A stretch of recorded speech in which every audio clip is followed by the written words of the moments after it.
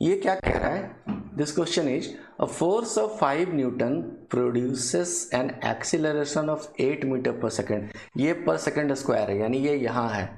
A force of 5 newton produces an acceleration on a mass of m1। तो m1 निकाल लो भाई। m1 कितना हो जाएगा sir? Force divided by a। Force कितना है सर? 5 न्यूटन। a कितना है सर? 8, यानी m1 निकल गया 5/8 kilogram. And acceleration of 24 metre per second, again ये ऊपर है, पावर है ना, metre per second square on mass of m2। Similarly m2 कितना हो गया सर? F/a।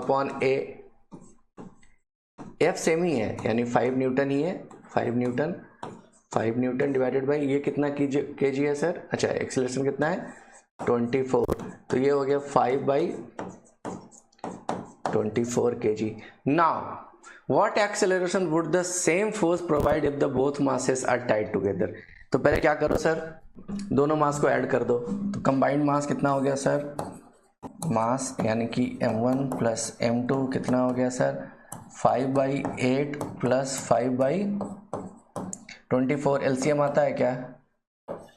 24, 3, 15 प्लस 5 यानी 20/24 किलोग्राम। फोर्स अभी भी 5 ही न्यूटन है सर।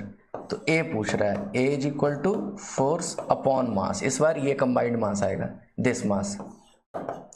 तो कितना हो जाएगा सर? 5 Newton divided by 20/24। ये क्या हो जाएगा सर? इतना मैथ्स तो सबको आता है। ये 24 ऊपर चला जाएगा, ये 20 नीचे बच जाएगा। 5 चौक 20, 4 6। सो द आंसर इज,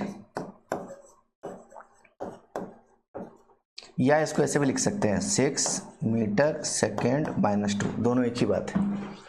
ठीक है, कुछ था नहीं इसमें, मास नहीं गिवन था, मास अननोन था, तो मास हमने अलग अलग सॉल्व कर लिया। ये मास कितना निकला सर?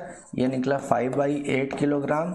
ये कितना निकला सर? 5/24 किलोग्राम। और इन दोनों को ऐड कर दिया तो ये कितना निकला सर?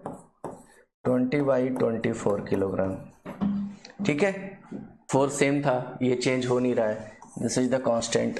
तो फोर्स को सेम रखना है। पहले दोनों में ए से डिवीजन करके मास निकाल लो, फिर मास पता चल गया, तीसरी बार में ए निकाल लो, फाइनल इन दोनों का कंबाइंड एक्सीलरेशन। ठीक है, इजी था। आगे चलें, समझ में आ गया होगा।